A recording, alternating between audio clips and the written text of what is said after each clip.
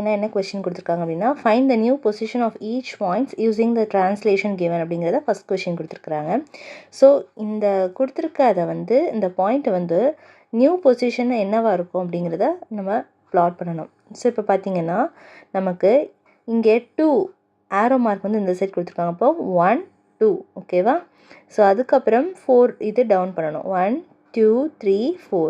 So அப்போ இந்த point வந்து நமக்கு இந்த இடத்துல எக்ஸாக்டாக வரும். ஸோ இந்த நியூ பாயிண்ட்டை நம்ம ஏ டேஷ் அப்படின்னு சொல்லி கொடுக்கலாம். ஓகே.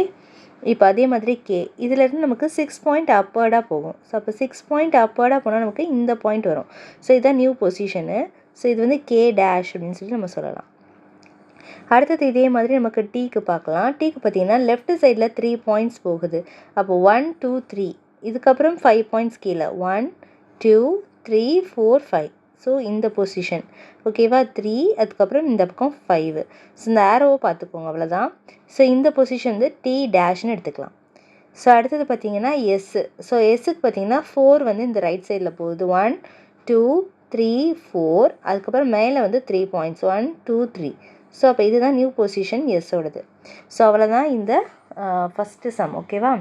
ஸோ அடுத்தது நம்ம இப்போ செகண்ட் சம் பார்ப்போம். செகண்ட் சம்மில் நமக்கு ட்ராயிங் கொடுத்துருக்குறாங்க. நம்ம வந்து இந்த ஃபஸ்ட்டு சம்மில் கொஷினாக இருக்குல்ல, ஸோ அதே மாதிரி நம்ம இதை ரீகன்வெர்ட் பண்ணணும். அதாவது இந்த இமேஜை ப்ரீ இமேஜ் நம்ம எப்படி இருக்கும் அப்படிங்கிறத நம்ம எழுதணும். ஸோ இப்போ இங்கேருந்து பாருங்கள். ஸோ இதை நம்ம எப்படி எழுதலான்னு பார்ப்போம். இப்போ இங்கே வந்து இந்த ஏங்கிறது ஏ டேஷாக எப்படி மாறி இருக்கும் அப்படிங்கிறது நமக்கு எழுதணும் ஓகேவா. ஸோ இப்போ ஏலேருந்து ஏ டேஷ்க்கு நம்ம போகலாம். இங்கே பார்த்திங்கன்னா 3. அப்போ 3க்கு வந்து நம்ம என்ன பண்ணலாம், இந்த ஆரோ கொடுக்கணும் சரியா. அப்போ 3 பாயிண்ட்ஸ் அதுக்கப்புறம் நம்ம என்ன பண்ணணும், 4க்கு மேலே 4 பாக்ஸ் போயிருக்கா. அப்போது 4க்கு மேலே ஆரோ. ஸோ இதுதான் ஃபஸ்ட்டு சம்முடைய ஆன்சர் ஓகேவா. கமா போட்டுக்கோங்க இந்த இடத்துல. ஸோ அதே மாதிரி பியிலேருந்து பி டேஷ் எப்படி வருது 1 2 3.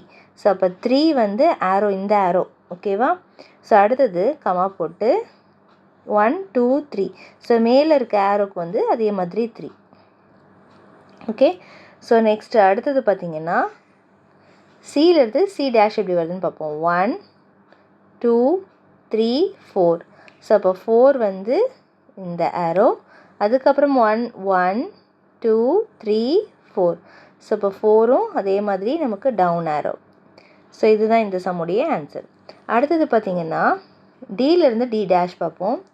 ஸோ 2 இந்த பக்கம் அதுக்கப்புறம் கீழே வந்து அதே மாதிரி 2 சரியா. ஸோ அப்போ இதுதான் இந்த சம்முடைய ஆன்சர்.